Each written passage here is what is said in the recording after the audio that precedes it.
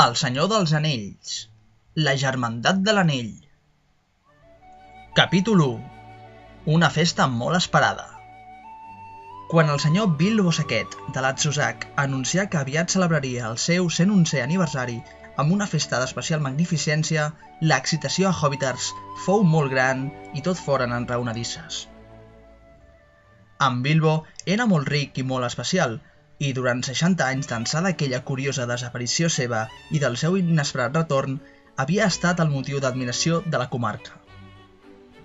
Les riqueses amb què havia tornat dels seus viatges ja havien esdevingut una llegenda local, i, popularment, hom creia, digués el que digués la gent gran, que el turó, a Latzosac, era ple de túnels corulls de tresors.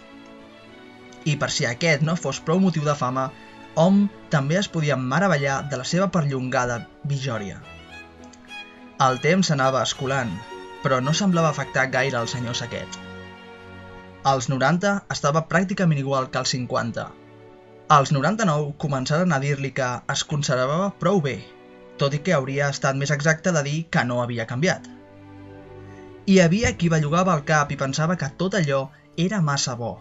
Semblava injust que algú posseís, aparentment, la joventut perpètua i, a més, una riquesa suposadament inexhaurible.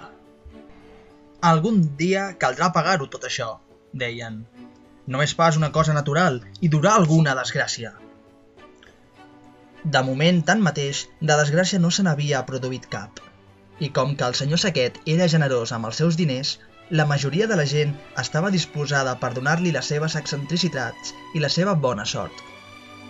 Continuava visitant de tant en tant la seva parentela, excepció feta, naturalment, dels vilabussots i de Saquet, i tenia molts i devots admiradors entre els hobbits de famílies pobres i poc rellevants. Però no havia tingut amics íntims fins que alguns dels seus cosins més joves començaren a fer-se grans. El més gran de tots els cosins i el favorit d'en Bilbo era el jove Frodo Saquet. Quan en Bilbo tenia 99 anys, adoptà en Frodo com hereu i se l'endugué a viure amb ell, a Latzosac. De manera que les esperances dels vilabussots i de Saquet acabaren d'anar-se'n a Norris.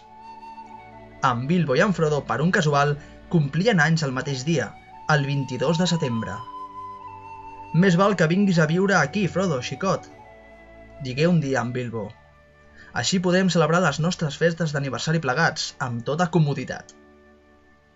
En aquella època en Frodo encara estava en els seus 20 anys, que era com els hobbits anomenaven els irresponsables 20 anys, a mig camí entre la infantesa i l'edat adulta, als 33.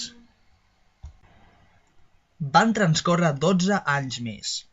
Cada any, a Latzosac, els Saquets havien celebrat unes festes d'aniversari combinades, de molta animació. Però ara tothom s'adonava que, per aquella tardor, s'estava preparant una cosa bastant excepcional. En Bilbo anava a complir el seu 111è aniversari. 111, una xifra força curiosa i una edat molt respectable per un hobbit. Sols el vell Tuc havia arribat als 130. I en Frodo anava a complir-ne 33. 33, un número important, l'edat que corresponia a la seva entrada a l'edat adulta. Les llengües començaren a murmurar a Hobbiters i a vora l'aigua, i el rumor de la festa que es preparava es va estendre per tota la comarca. La història i el tarannà del senyor Bilbo Saquet tornaren a convertir-se en centre de totes les converses. I la gent d'edat trobà de cop i volta que llurs reminiscències eren molt sol·licitades. Qui tingué l'auditori més amatent fou el vell Ham Gamgee, conegut normalment pel Bellot. Sempre estava xerrant a la Mata d'Eure, una taverneta que hi havia a la carretera de vora l'aigua. I parlava amb certa autoritat, ja que havia tingut cura del jardí a Latzosac durant 40 anys, i encara abans havia ajudat el vell Caus en aquella mateixa feina. Ara que ell també es feia vell i que tenia els ossos encarcarats, era el seu fill més petit, Sam Gamgee, qui s'ocupava principalment de la feina.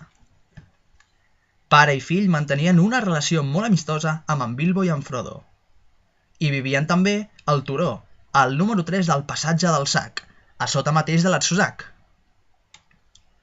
El senyor Bilbo és un hobbit molt amable i molt ben educat, sempre ho he dit, declarava sovint el Bellot.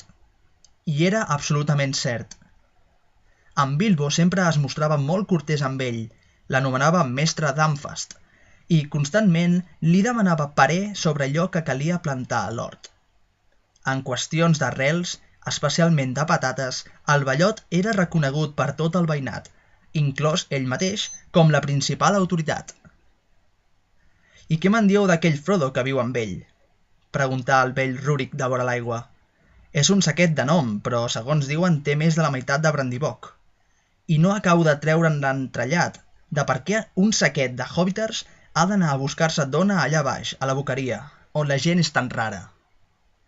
«No em sorprèn gens que ho siguin», comentà en Papa Dos Peus, que era el veí del costat del Ballot, «vivint com viuen a la banda dolenta del Brandivin i a la vora mateixa del Bosc Vell. Si la meitat del que en compten és cert, ha de ser un lloc ben fosc i ben dolent». «Tens tota la raó del món, papa», va dir el Ballot, «tot i que els brandibocs de la boqueria no viuen dins del Bosc Vell, però són d'una mena rarota, pel que sembla. No paren de fer ximpleries amb les barques pel damunt d'aquell riu enorme. I això no és pas una cosa natural. Us ho puc ben dir. No em sorprèn gens ni mica que hagin tingut problemes. Ja s'ho faran. El cas és que el senyor Frodo és un hobbitet d'allò més eixerit. Molt semblant al senyor Bilbo, i no sols en les aparences. Al cap i a la fi el seu pare era un saquet. El senyor Drogo Saquet era un hobbit molt decent i respectable. Mai no donà motius perquè parlessin d'ell, fins que es negà. Es negà? Van repetir diverses veus. Ja havien sentit aquest i d'altres rumors tèrbols amb anterioritat, naturalment. Però als hobbits els apassiona la història familiar i estaven disposats a tornar-la a escoltar. «Bé, això és el que diuen», digué el Ballot. «Veureu, el senyor Drogo va casar-se amb la pobra senyoreta Prímula Brandiboc. Aquesta era cosina germana del nostre senyor Bilbo per part de mare. La seva mare era la més petita de les filles del vell duc. I el senyor Drogo era cosí segon seu, de manera que el senyor Frodo li és cosí germà i cosí segon, una mena de cosí tercer i prop de res, com diu el refrany, si enteneu el que vull dir. I el senyor Drogo s'estava a Can Brandi, amb el sogre, el vell mestre Gordabog, com feu sovint després de casat, car les menges del sogre sempre li havien fet el pes, i el vell Gordabog sempre tenia la taula parada amb generositat. I el cas és que sortia a remar pel riu Brandivin, i ell i la dona s'hi negaren, i vet aquí que el pobre senyor Frodo encara era una criatura i tot plegat. «Jo he sentit a dir que s'embarcaren a ben sopat, a la llum de la lluna», va dir el vell Rúrik, «i que fou el pes d'en Drogo que s'enfonsa la barca. I jo he sentit que ella li va empènyer i que ell l'arrossegà al darrere», va dir l'arenós, el moliner de hobbiters. «No hauríeu d'escoltar tot el que sentiu, arenós», intervingué el Ballot, que no tenia gaire simpatia pel moliner. «Ningú no us ha demanat que parléssiu d'empènyer ni d'arrossegar. Les barques són prou enganyoses de mena per a qui s'asseu ben quiet, com perquè us calgui buscar altres raons a la desgràcia. Tant se val. El pobre senyor Frodo quedà, com se sol dir, orfe i desemparat entre aquella gent rara de la boqueria, i fou educat, de totes maneres, a Can Brandi. Una mena de rusc en tots els sentits. El vell mestre Gordabog, en aquell lloc, sempre hi va tenir, pel cap baix, uns 200 parents. El senyor Bilbo mai no va fer cap acció tan bona com quan dugué el xicot cap aquí per viure entre gent, com cal. Però és segur que per als vilagossots i de saquets allò va ser un cop baix.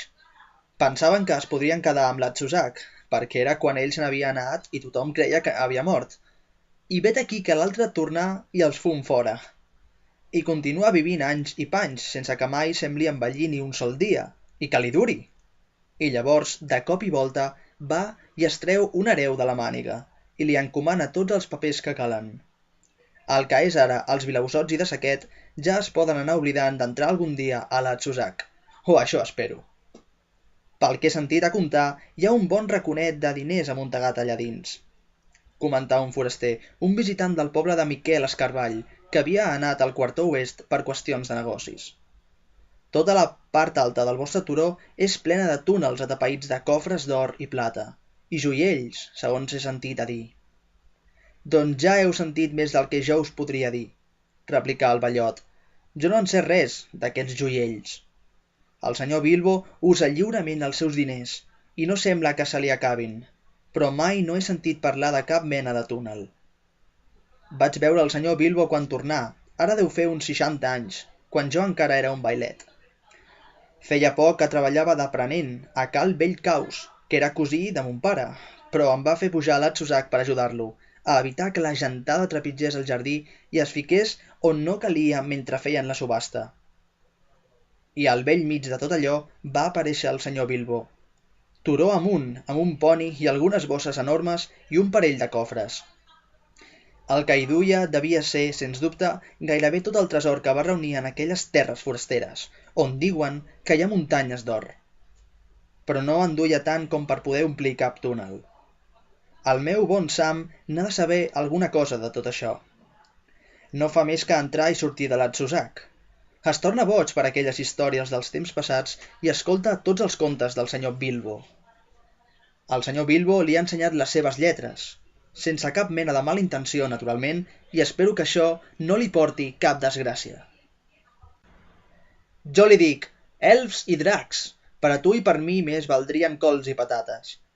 No comencis a ficar el nas a les coses dels qui tens per damunt o acabaràs ficat en problemes tan grossos que no sabràs com sortir-te'n. Això és el que li dic. I potser ho hauria de repetir a alguna altra persona. I així, tot dirigint una mirada a aquell estranger i al moliner, acabà el seu relat. El Ballot, però, no va convèncer el seu auditori. La llegenda de la riquesa d'en Bilbo ja estava establerta amb massa fermesa en els caps de la jove generació de hobbits. Ah, però és molt probable que hagi afegit alguna coseta més al que va dur en un principi, argumentà el moliner, bo i expressant una opinió molt estesa. Sovint se'n va de viatge, i fixeu-vos en la gent de terres foranes que el visita. Nans que arriben de nit, i aquell conjurador vell i arríbol, en Gandalf, i tota la resta. Podeu dir el que vulgueu, Ballot, però l'Atzusac és un lloc estrany i els seus propietaris encara ho són més. Per mi ja podeu dir ben bé el que us plagui, senyor Arenós, aquelles coses que encara coneixeu pitjor que les barques. Respongué el Ballot, experimentant envers el moliner una versió més gran que la que ja li era habitual. Si d'això en dieu ser estrany, llavors potser ens en convindria una mica més d'entranyesa per aquestes terres. N'hi ha alguns, i no pas gaire lluny, que no convidarien un amic ni a una pinta de cervesa, encara que visquessin en un cau amb les parets folrades d'or. Però a l'Atzusac fan les coses ben fetes. El nostre Sam diu que hi pensen convidar tothom a la festa i que hi haurà obsequis, fixeu-vos-hi bé, obsequis per a tots. I aquest mateix mes, què és això? Aquell mateix mes era setembre, i un setembre tan bonanenc que no podia ser-ho més. 1 o 2 dies després es divulgà un rumor, probablement iniciat per en Sam, que tot ho sabia, dient que hi hauria focs artificials. I encara més, uns focs artificials com no se n'havien vist a la comarca des de feia, pel cap baix, 100 anys. Almenys des de que havia mort el vell Tuc. Passaren els dies i s'acostava el dia. Una carreta d'espectre estambòtic, carregada de paquets encara més estranys, arribà un vespre a Hobbiters i pujà amb grans dificultats el turó fins a l'Atzusac. Els hobbits, sorpresos, espiaren des de les portes de les cases il·luminades per les llanternes a fi de contemplar-la amb bocabadats. Anava conduïda per gent forana que cantava rares cançons. Nans amb llongues barbes i fondes caputxes. Uns pocs restaren a l'Atzusac. Al final de la segona setmana de setembre arribà un segon carro que venia de vora l'aigua, provinent del pont del Brandivin, i això a plena llum del dia. El conduïa un vell, tot sol. Duia un barret llargarut i acabat en punta, de color blau, una llarga capa grisa i un gran mocador argentat al coll. Tenia una llarga barba blanca i celles tan espesses que sobresortien més enllà de la vora del barret. La quitxalla dels hobbits va córrer darrere el carro per tot Hobbiters i turó amunt. Duia un carregament de focs artificials, com molt bé havien endevinat. L'home començà a descarregar davant la porta principal d'en Bilbo. Hi havia grans piles de focs de tota mena i formes, cadascuna retolada amb una gran G vermella i la runa èlfica. Aquesta era, naturalment, la marca d'en Gandalf, i el vell era en Gandalf, el màgic, la fama del qual a la comarca es devia principalment al seu virtuosisme en focs, fums i lluminàries. La seva ocupació veritable era molt més difícil i perillosa, però sobre aquest particular els habitants de la comarca no en sabien res. Per a ells, senzillament, una de les atraccions de la festa. D'aquí l'excitació de la menudalla dels hòbbits. «Jedi grandiós!», cridaven, i el vell deixava escapar un somriure. El coneixien de vista, tot i que només havia aparegut per hòbbiters de forma ocasional, i mai no hi havia romàs gaire temps. Però cap d'ells ni cap altra persona, a excepció dels més vells, mai no havia vist cap de les seves demostracions de focs d'artifici, que ara ja pertanyien a un passat llegendari. Quan el vell, ajudat per en Bilbo i per alguns nans, hagué acabat de descarregar, en Bilbo repartí algunes monedes, però amb gran desil·lusió per part dels badocs. No donaren ni un petard ni una sola piula. «Apa, aneu a córrer», va dir en Gandalf. «Quan sigui l'hora en tindreu més que no en voldreu». I després va desaparèixer dins amb en Bilbo i es tancà la porta. La canalla romangué contemplant la porta una estona, inútilment, i per fi escampà la boira, amb la impressió que el dia de la festa no acabava d'arribar mai.